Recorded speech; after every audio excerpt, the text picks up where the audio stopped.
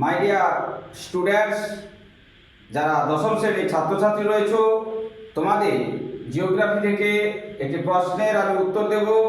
প্রশ্নটি হলো, তাল কি?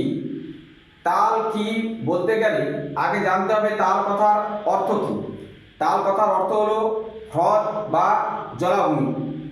সাধারণত কুমায়ুন হিমালয়ের ওপর হিমবাহের ক্ষয়কার্যের ফলে যে ছোট ছোট হ্রদের সৃষ্টি হয়, এই হ্রদগুলোকে কী বলা হয়?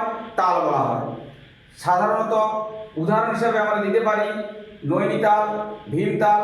এগুলো সাধারণত কি একটা একটা তালের উদাহরণ।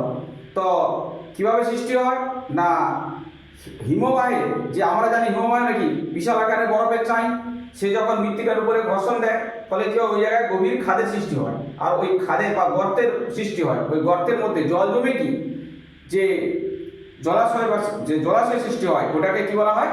হ্রদ বলা হয়। আর ওইটাকেই তাল বলে আমরা বলতে পারি। নিশ্চয়ই তোমরা বুঝতে পারলে যে তাল কি। পরীক্ষা করলে সুন্দরভাবে তোমরা লিখে আসবে। আর যদি বুঝতে তোমাদের কোনো অসুবিধা হয় তাহলে তোমরা কমেন্ট করবে।